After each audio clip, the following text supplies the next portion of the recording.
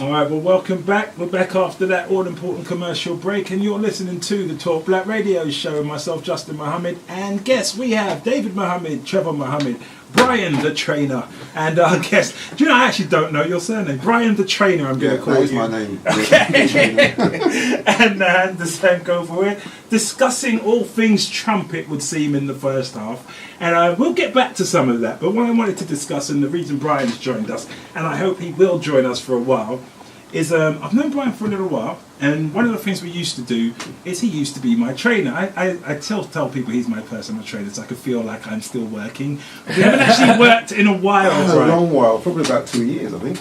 Well, it's actually 2 years. Is it 2 years? Because we did the bike ride, and when we was getting into the bike ride, we rode from London to Brighton. I started with a very big team of riders, and it went down to just me and Trevor. In the end, who did the 50-odd mile ride from London to Brighton. Half of it on a flat tyre. No, Trevor got a flat tyre, but he persevered through. He got lost and all sorts. I think he did 60 miles. Whoa, that was an ordeal. You're still feeling now, aren't you? Well, you know what it was? And that's one of the things I want to talk about. It was like, after we did the ride, it was so hard, and I just couldn't get back. I couldn't train. I could still feel the seat from the ride for like 2 months. I'm going to be honest. I've only just been able to ride a bicycle because up until recently, even looking at a bike was a bit like.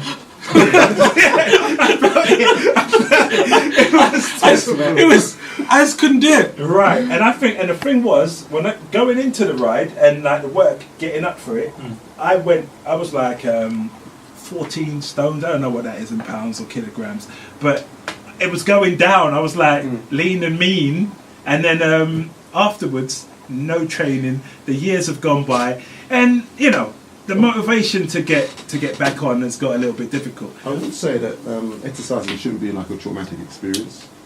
So I don't know what you're... Too late! Too late! Do you know what it was? What? You hear people, and that's sometimes you get gassed up in it, but you hear people talking, well, I ran the London Marathon, and I rode from London to Brighton and for charity, and I'm like, well, we do charity work, we need that money. I'm going to do a charity ride. I thought it's a bike, so how difficult can it be?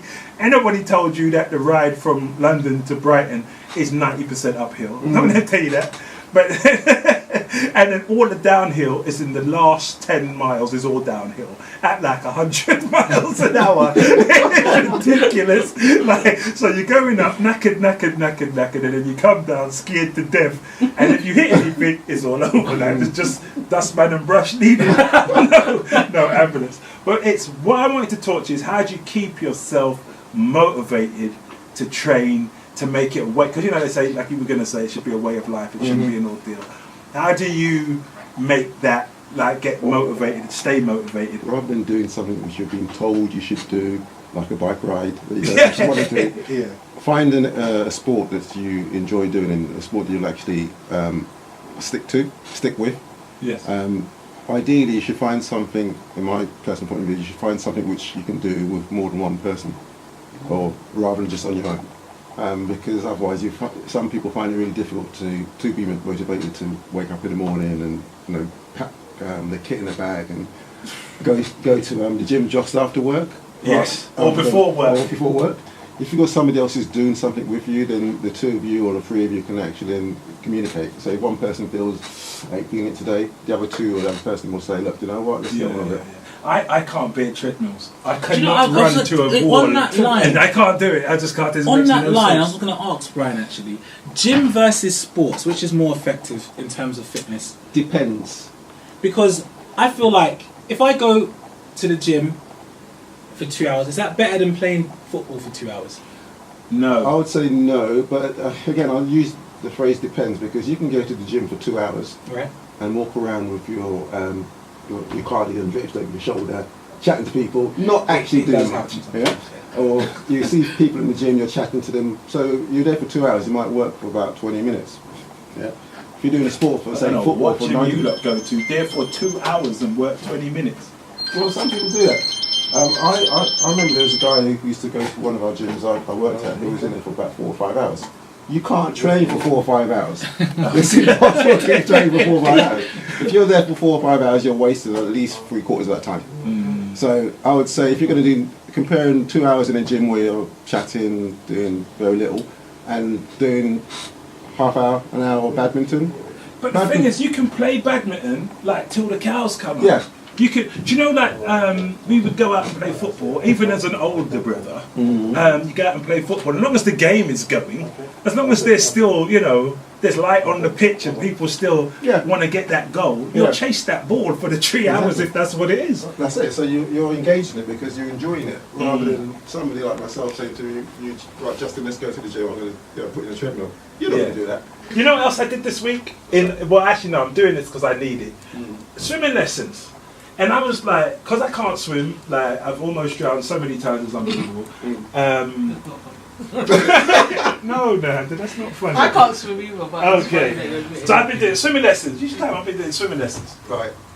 And they do this thing where you have to go up the pool, just doing this one stroke kind of thing. And by the time I got to the top, I felt like my chest was gonna burst. Because if you can't swim, it's actually a lot of work staying afloat. So there's another reason why people will be motivated. You've got to have a big reason why you're doing it. Okay. Give me an example.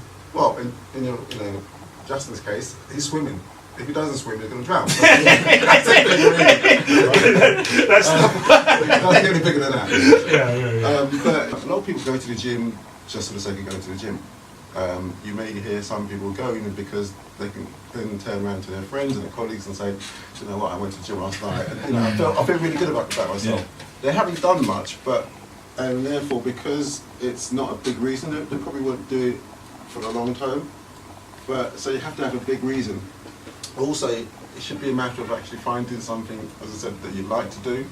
But rather than thinking that I have to do it, it's something that you should say that I want to do it. Once you change that mindset from having to do it to wanting to do it, you'll be more inclined to keep it up.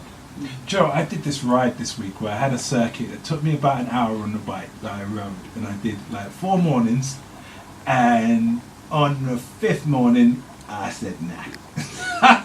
The 5th morning I wasn't feeling it, the truth be told, and that's when I kind of thought, maybe if I up the badminton a bit, because I enjoyed that. Right. And it didn't feel like so much of a chore. The only thing was when I bumped into my other son yesterday, he said, "Oh, you're looking a bit slimmer." So now I kind of felt like I want to go ride again. Yeah, compliments people, let it happen. The other thing you've touched on is that you've done, say, the riding 5 days in succession. Yeah. Okay.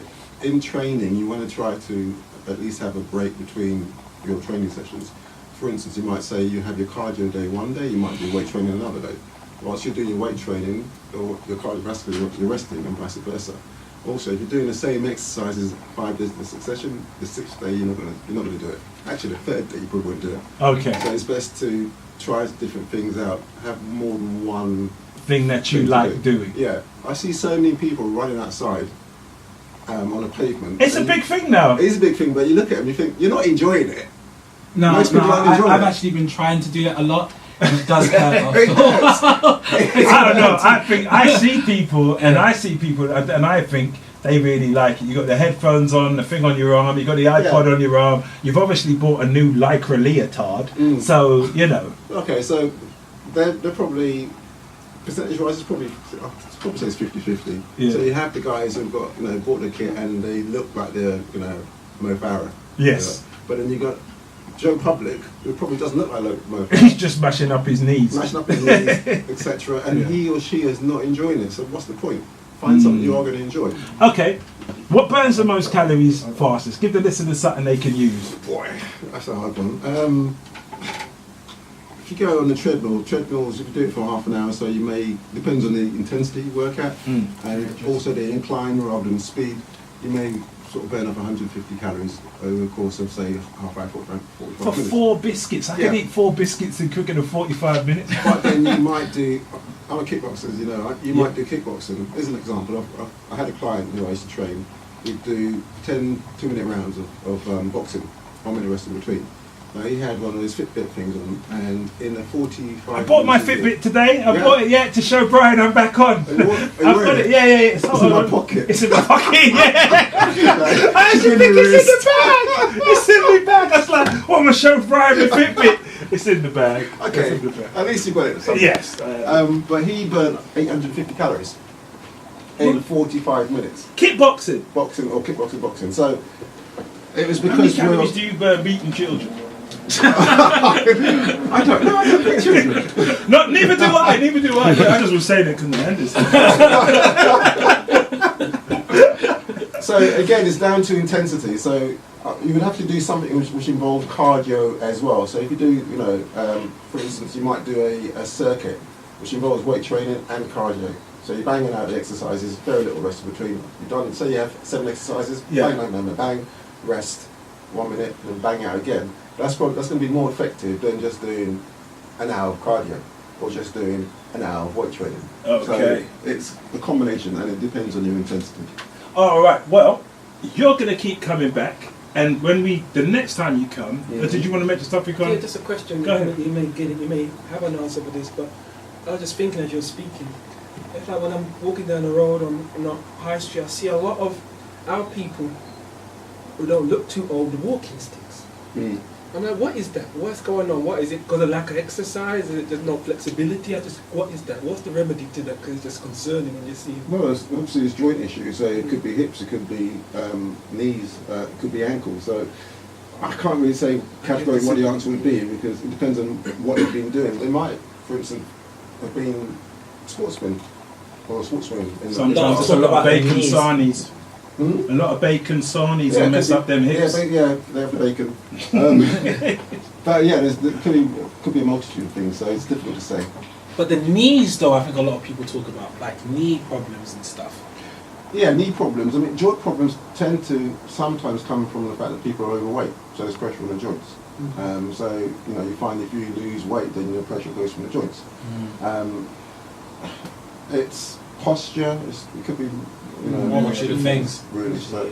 All right. Well, what I wanted to say, you're going to keep coming back because Brian's one of my favourite guests. But what we're going to do, yeah, you really are. Next time you come, we're doing the weigh-in, and then we can either do 2 weeks or 4 weeks or 3 weeks or whatever you like, and we will get me. We are doing this on air, right? Yeah, we're doing this on it. Okay. We're doing this on it. And we're even filming little bits of it. I have with us today our brother Christopher Aisha, who's really helping us set up our things. Brother, if you don't know, is really heavy in terms of always cataloguing what's going on in the black community. He also holds the world record for the fastest assalamu alaikum known to me.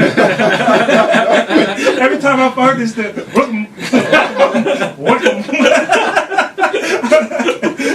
I don't know who he's competing against, but I'm sure he's in the records for that.